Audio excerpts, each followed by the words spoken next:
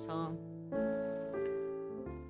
하나님께는 영광 올려드리고 또 성도 간의 아름다운 사랑의 교제를 통하여 우리가 세상과는 다른 구별된 하나님 안에서의 풍성한 은혜를 누리게 하여 주시니 감사합니다.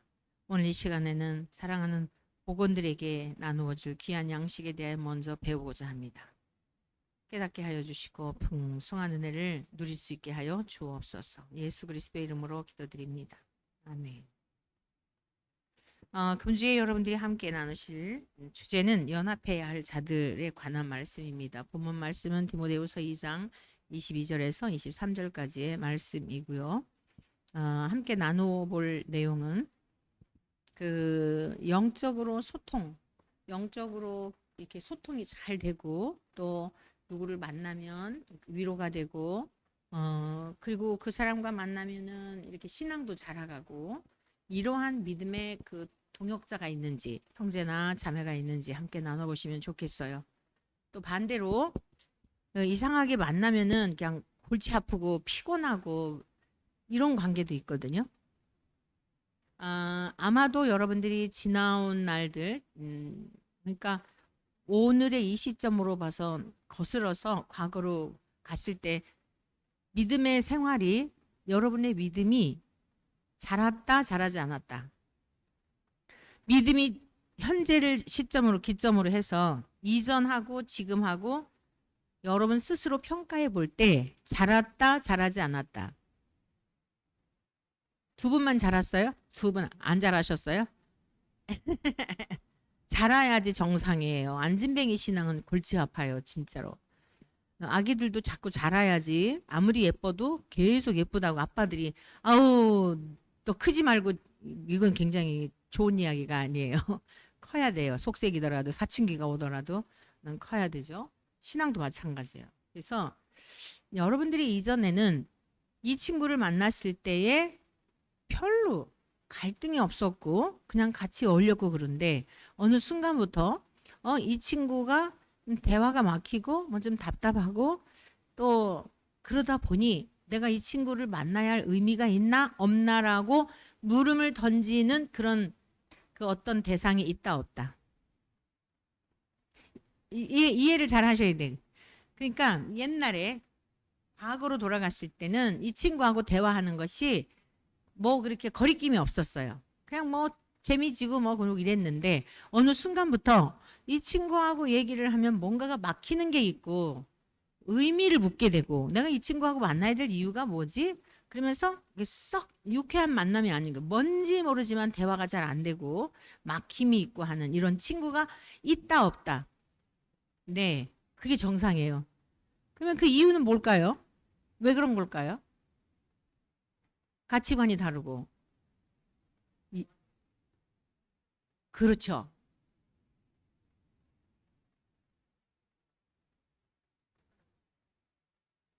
그렇죠.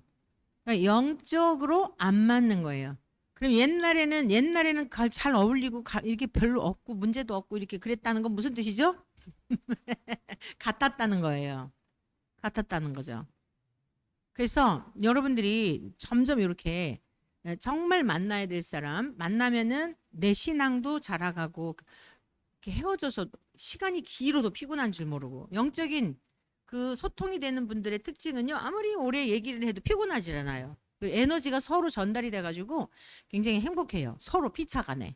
그러니까 이성이든 동성이든. 근데 이성이라고 하더라도 이제 저희 남성 목사님들이 주로 제가 이제 이렇게 함께 하는 곳은 거의 남성 목사님이고 이제 여자는 저 혼자인 경우가 대부분이거든요. 그래서 이제 은퇴하시는 목사님이 있어서 이제 자꾸 이제 같이 이렇게 다니려고, 지난번에 이제 1박 2일 포럼 할 때도 같이 갔더니 너무 좋더라고요. 맨날 밥 먹을 때도 이제 뭐 어디 앉아야 되나, 그러니까 이제 목사님들이 와서 앉아 주시죠. 이렇게 있으면 이리 오라 그러고 앉아 주시고 그러는데 같이 이렇게 동역자 목사님하고 같이 있으니까 훨씬 편하더라고요. 이제 앞으로 뭐 웬만한데 그분이 싫다고만 안 하면 뭐 은퇴했으니까 이제 뭐 시간이 자유롭잖아요. 그래서 같이 그 목사님 이렇게 모시고 다니려 그러는데 굉장히 중요해요. 영적으로 통하는 동역자가 있다는 건 굉장히 중요합니다. 그리고 통하지 않는 사람을 전도 목적으로 전도를 대상으로 하는 어떤 그 특별한 일이 있는 것이 아니라면 에너지를 막 허비하기엔 너무 시간이 짧아요. 여러분들이 교재도 이렇게 정리할 필요가 있더라고요.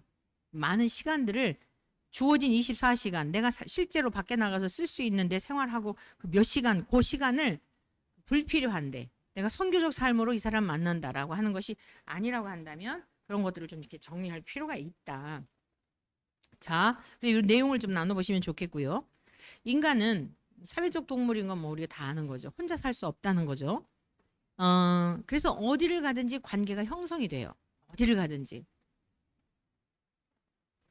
그러나 우리 그리스도인들은 아무데나 덥석덥석 이렇게 그 목적과 의미가 없이 그냥 이렇게 그러기에는 시간이 너무 아깝다. 그러니 가치관이 다르고 목적이 다르고 예를 들어서 앞으로 가려고 하는데 이 사람은 뒤로 가려고 한다면은 어떻게 그게 가겠어요. 그래서 굉장히 골치 아픈 거죠. 그래서 대화의 내용도 다르고 인생의 가치관도 다르고 목적도 다르고 이러기 때문에 피곤한 거예요. 쉽게 말해서 영적으로 안 맞기 때문에 피곤한 거예요. 이게 이제 부부지간에도 이런 경우가 많아요. 부부들도. 그래서 그냥 적당한 거리를 두고 그냥 의무적으로 사는 분들도 되게 많아요. 근데 이제 영적으로 맞는 맞는 부부를 만난다는 게 사실은 굉장히 쉽지 않습니다. 이제 맞춰가고 어느 한쪽이 먼저 죽어지는 게 답이에요. 그러니까 저 사람 죽기를 바라면 그 사람의 자아가 죽고 의가 죽고 그걸 바라면 그 싸움이 계속돼요. 근데 가정의 평화는 어디에 있냐면은 내가 먼저 죽어지는 거예요. 그리고 두 번째 기다려주는 거예요. 그러면 하나님이 변화시켜 주시고 바꿔 주시고 그래서 가정에서도 이러한 서로 영적인 대화가 되고 그런 아름다운 교제가 가정에서 일어날 때 더 풍성하죠. 사실 가장 좋은 동역자가 남편이잖아요. 가장 좋은 친구이고 그래서 원천의 모든 가정들은 정말 그리스도 안에서 소통이 되고 행복한 가정이 되시기를 축복합니다. 근데 이제 이 바울 사도는 디모데에게 아무나 교제하지 말라는 거예요. 아무나 교제하지 말라. 그러니까 연합해야 할 자들에 대하여서 이게 명확하게 선을 그어줘요. 첫 번째, 청년의 정욕을 피하라. 그러니까 정욕을 추구하는 사람들하고는 같이 연합하지 말라는 거죠. 그럼 우리가 이제 청년, 아이, 또 여자 이런 어떤 세대라든가 성별에 대한 이런 것들이 나올 때 문자적으로만 청년 이렇게 제한하는 경우가 있는데요. 청년이 아닌 우리 지금 이제 노년이라 그러죠. 그리고 시니어 세대라 그러는데 시니어 세대이든지 아니면 모든 세대에는요 이 정욕이 다 있어요. 여러분들이 요 말씀은 나하고 해당이 안 되는구나. 청년의 정욕을 피하라고 하였으니 나에게 해당되는 게 아니구나라고 생각할 수 있으나 죽을 때까지 이 정욕은요 끊임없이 인간 안에 있는 거예요. 동의하십니까? 육체의 정욕 없을까요? 이 성적인 정욕이 없을까요? 해외에서 일어난 일인데 완전히 막 70 넘은 할머니가 막 20대 20대 청년하고 결혼을 한다든가 근데 막 너무 좋다든 이해할 수 없는 그런 그리고 또 그 할머니는 막 머리를 또 긴 하얀 백발을 갖다가 무슨 소녀처럼 막 긴 머리를 해가지고 백발의 할머니 막 너무 막 흉하더라고요. 그러니까 이런 육체의 정욕이 여전히 있는 거예요. 20대의 청년과 똑같은 그런 어떤 성적인 욕망을 가지니까 그게 가능하죠. 그래서 이 정욕이라고 하는 것은요. 죽을 때까지 우리 안에 끊임없이 도사리고 있는 것입니다. 그래서 육체의 나이로만 이렇게 생각할 것이 아니라 인간에게 있는 그런 본성적인 것 이런 관점에서 우리가 이런 말씀을 접해야 나에게도 해당되는 말씀인 거예요. 그래서 요한일서 2장 15절 17절 우리가 자주 인용하는 말씀인데 한번 같이 읽어보실까요? 시작. 이 세상이나 세상에 있는 것들을 사랑하지 말라. 누구든지 세상을 사랑하면 아버지의 사랑이 그 안에 있지 아니하니.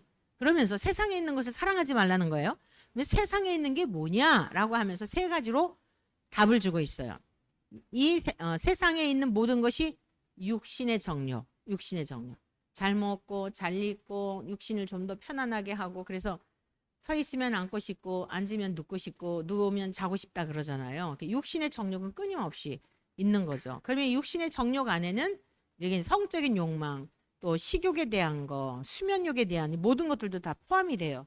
이건 이제 적절하게 하나님께서 우리들에게 적절한 주신 거죠. 성욕도 또 수면욕도 식욕도. 여러분 식욕이 없으면요, 뭐 이제 건강에 문제가 생기는 거예요. 그러니까 모든 것은 하나님께서 선하도록 우리의 육체를 잘 이렇게 육체의 장막을 보존하도록 주신 건데 문제는 뭐냐? 과도하게 이제 남용을 하는데 문제가 있다는 거죠. 그래서 이런 것들이 신앙생활을 함에 있어서 저해가 될 만큼 신앙생활에 방해가 되고 신앙생활에 문제가 될 만큼 이런 것들은 금해야 하는 것입니다. 그래서 이런 정욕을 피하라고 권면하면서 원수는요. 이 원수는 먼저 내 안에 있는 것을 기억하셔야 돼요. 동의하십니까? 육체의 정욕, 안목의 정욕, 더 잘 보이고 싶고 하여간 그런 안목의 정욕, 이생의 자랑, 끊임없이 자랑하고 싶고 뭔가 주목받고 싶고 칭찬받고 싶고 인정받고 싶고 이 욕구가 어린아이에서부터 모든 인생에게 다 있는 거예요. 그래서 이게 충족이 되지 않을 때 어떤 이제 자존감이 낮다든가 열등감을 갖는다든가 이런 현상들이 나타나죠. 근데 그리스도 안에서는 낮은 자존감이나 열등감이 반드시 치유가 돼야 돼요. 세상을 창조하신 하나님이 내 아버지다. 우리는요.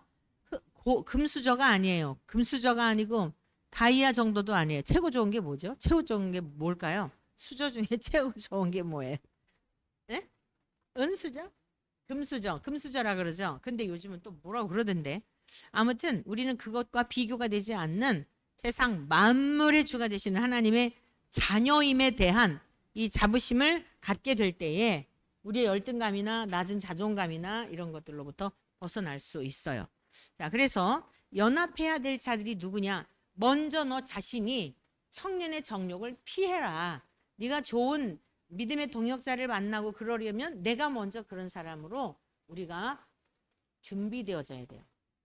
우리 자신이 그런 좋은 친구가 되고 좋은 동역자가 되도록 해야 되겠죠. 그 다음에 두 번째는요. 구별된 자들과 함께 하라라고 권면하고 있어요. 자, 우리 디모데후서 2장 22절 중반절 같이 한번 읽어보실까요?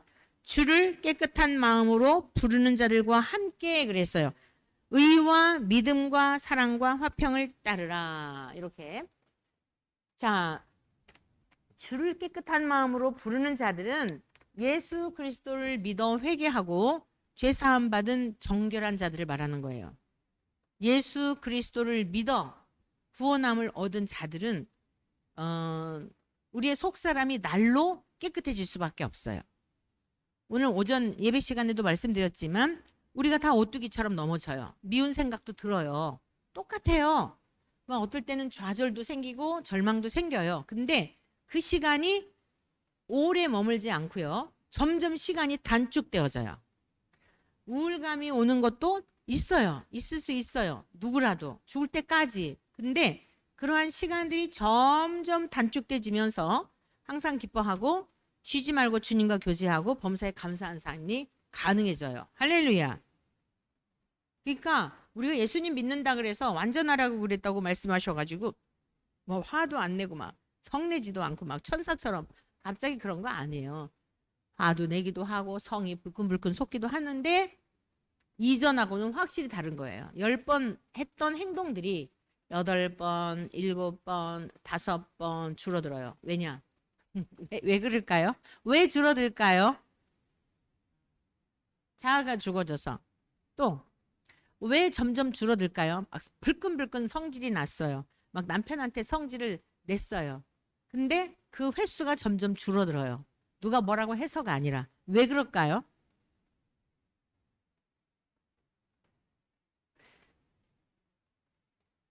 그렇죠. 그리고 돌아서면 어떻죠? 죄스럽고 후회스럽잖아요. 누구한테요? 첫째는 주님 앞에. 두 번째는 상대방한테. 저 사람보단 내가 그래도 기도를 더 하는데 남편은 그렇지만 나는 그래도 새벽 기도 가고 그래도 남편은 집사인데 내가 권사인데 이런 것도 있잖아요. 그러니까 하나님께도 죄송하고 상대방한테도 아유 내가 좀 더 성숙하고 좀 참았으면 좋았을 걸 이런 생각이 들죠. 이제 어떡하죠? 하나님께 또 기도하잖아요. 죄송하다고. 근데 이게 자꾸 반복하면 어떻게 되죠? 반복하는 것도 염치가 없잖아요. 죄송하잖아요. 그러니 이제 그게 우리의 이성으로, 우리의 지성으로 그러한 것들을 억제하는 거예요.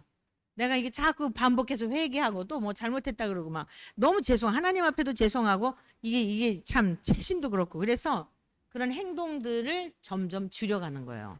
그래서 9번에서 5번에서 3번에서 그러다 보면 이제 정말 예수님의 성품을 닮아서 온유하고 겸손한, 그래서 신의 성품에 참여하라 그랬잖아요.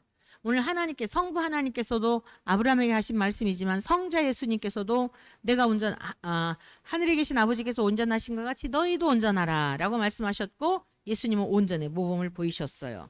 그래서 우리가 주님 안에서 이렇게 구별된 자들, 그리스도 안에서 자기를 반성하고 자기를 회개하고 돌아보는 자들과 함께 이렇게 교제하는 것은 굉장한 축복이에요. 우리 원천교회에 있는 모든 성도님들은 이러한 사랑의 교제가 풍성하게 이루어지기를 축복합니다. 그래서 이 세상 사람들은 의라든가 사랑이라든가 화평이라든가 이런 것을 이 용어의 개념도 모르고요. 이런 걸 추구하지 않아요. 전부 이기적인 발로해서 사랑도 나만 사랑해달라 그러지 이타적인 사랑을 이렇게 하지 않아요. 이타적인 사랑도 계산적인 사랑이에요. 근데 그리스도 안에서의 사랑은 주님이 우리를 사랑하신 것과 같은 그 사랑을 자꾸만 배우고 자꾸만 실천하도록 하다 보니 점점 거룩해지는 거죠. 구별되어지는 거예요. 그래서 의롭고, 의라고 하는 것은 공정 또는 칭의라는 뜻이거든요. 공정해야 돼. 지금 우리 대한민국이 문제가 뭐냐? 공정하지 않기 때문에요. 지난 주간에 이재명 씨 재판 결과 나오고 나서 얼마나들 좌절하고 절망하는지 이번에 확실히 보여준 거예요. 이게 지금 법치국가가 아니에요. 우리나라가. 법치국가가 아니라 체제전쟁이다라고 하는 얘기를 많이 하거든요. 그러니까 이 사람이 누구냐, 이 죄인이 누구냐, 내 편이냐 저 편이냐, 그거를 판단을 하는 거예요. 그래서 지금 너무너무들 많이 절망을 하고 있는데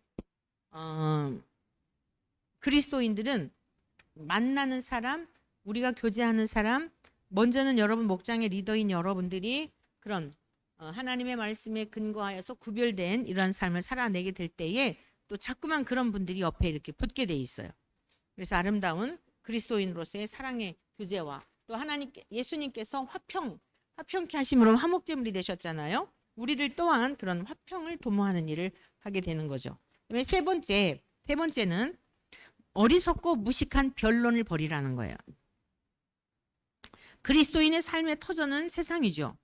세상인데 구별된 자로, 즉 예수님을 믿는 자로 살면서 여러분 세상 사람들과 대화를 나누다 보면, 교회에 관한 이야기를 나누다 보면 대화가 잘 돼요? 막혀서 그냥 답답해가지고 하다 말아요. 후자죠. 당연히 후자죠. 영적으로 안 통한단 말이에요. 그래서 방향성이 다른, 즉 신앙생활이, 여러분들은 하늘나라를 소망하며 사는 자들인데 땅의 소망을 두고 사는 자들하고 대화를 하다가 보면 막 속에서 이렇게 막 열불이 나기도 하고 이래요. 그래서 변론이 되는 경우가 있거든요. 이런 걸 금하라는 거예요. 어리석고 무식한 변론을 버리라. 이에서 다툼이 나는 줄 알미라. 예, 어리석다라고 하는 이 단어는요, 둔한, 꽉 막힌, 부주의한, 미련한, 이제 그래서 그 잠언에 보면 미련한 자는 공의로 절구통에다가 이렇게 놓고 그 껍벌이 같은 거 있잖아요. 그걸 아무리 빻을지라도 벗겨지지 않는다 그랬어요. 이게 영적인 문제이기 때문에 아무리 자세하게 설명해 주어도요, 마음이 딱딱한 나발과 같은 이런 사람, 이게 참 힘들어요. 그러니까 어떻게 해야 되느냐? 그러면 여러분 주변에 이런 사람이 있을 때 어떻게 해야 되느냐? 어떻게 해야 될까요? 먼저는 중보기도가 굉장히 필요해요. 여러분 딱딱한 땅을 이렇게 한번 그냥 문자적으로 딱딱한 땅을 부드럽게 씨가 맺혀져서 잘 할 수 있는 첫 번째 방법이 뭐가 있을까요? 딱딱해요, 아주. 딱딱한 땅을 옥토가 되는 과정. 첫 번째 뭘 해야 될까요?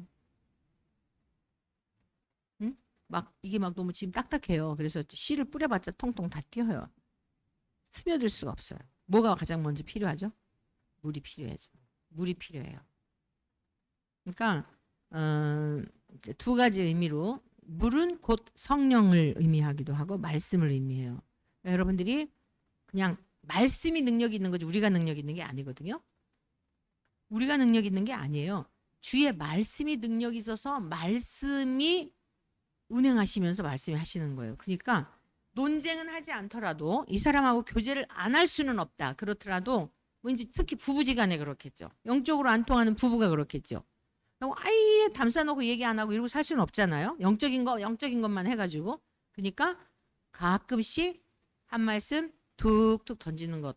이런 단계적인 전략이 필요해요. 또 하나는 뭐냐면 눈물로 기도하는 것. 여러분들이 눈물로 기도하여서 그 딱딱한 땅을 적셔 놓는 방법. 부드러운 땅이 되어서 말씀이 들어가게 돼 있죠. 그러니까 우리들의 언어가 굉장히 중요해요. 이 언어는 존재의 집이다라고 하는 언어 학자가 그런 이야기를 했는데 되게 와닿죠. 언어는 존재의 집이다. 우리가 지금 존재하잖아요. 나라고 하는 존재가 표현되는 게 언어예요. 그 사람은 그 언어가 그 사람이에요, 사실은. 엊그제 불난데 이재명 민주당이 이제 갔잖아요. 갔는데 어떤 분이 막 뭐 가서 같이 불 끄러 가자 그리고 막 계속 그랬어요. 그랬더니 뭐라 그랬는지 알아요? 그 보셨어요, 영상? 믿고 싶지 않죠. 정말 믿고 싶지 않죠. 전 보면서도 믿고 싶지가 않아요. 제가 볼 때는 이 사람은 정말 소시오패스, 사이코패스예요. 정상이 아니에요. 더 문제가 뭐냐? 그 주변에 있는 사람들. 더 큰 문제가 뭐냐? 목회자들. 그걸 분별하지를 못하고 잔인성이라고 하는 게 이루 말할 수가 없어요. 김문기 그 처장, 성남시 제2처장 내일 뭐 하여간 하나님께서 어디까지 말씀을 하게 하실지는 모르겠는데 기도 중에 있는데 저는 그 김문기 그 내용 잘 아시죠? 선거법 그 허위 사실 공표해가지고 그게 1심에서는 유죄가 되고 2심에서는 무죄가 됐잖아요. 지금 이제 대법이 남아있거든요. 다들 무죄라 그랬어요. 유죄라 그랬어요. 왜냐하면 증거가 확실하잖아요. 그 김문기라고 하는 과장급 정도 된다 그러더라고요. 그리고 성남 그 개발할 때 그 가장 이 사람이 다 그거를 실무 담당자였던 거예요. 근데 이재명 씨가 모른다 그랬잖아요. 이 사람을. 근데 그 같이 이 유동규 씨랑 골프 치러 간 거 그 사진 조작됐다 그랬잖아요. 이번에 판사들이. 근데 그 아들이요. 유족 대표로 다 기자회견을 했었거든요. 그리고 또 동영상 법원에서도 그거 다 틀어줬었어요. 아빠하고 통화하면서 영상통화. 응? 나 오늘 시장님하고 골프 쳤다? 아빠가 직접 증언한 거예요. 자랑하고 싶어서 자식들한테 왜 이제 근데 저는 너무 진짜 그걸 보면서 자녀들을 보면서 남의 이야기 같지가 않더라고요. 막 제가 진짜 막 가슴이 아프고 슬프더라고요. 그리고 그 순박한 공무원으로서 자기 그 위에 있는 상사 더구나 시장이니까 그 막 좋아가지고 자랑 삼아 네 아빠가 이렇게 아무나 시장님 집사님 아무나 노원구청장 맞나요? 절차가 있어요. 비서실에다가 해가지고 뭐 해가지고 직원들도 불쑥불쑥 가나요? 절대 우리가 생각할 때 막 이러지만요. 위계 질서라는 게 대단한 거예요. 성남시장하고 같이 골프를 친다?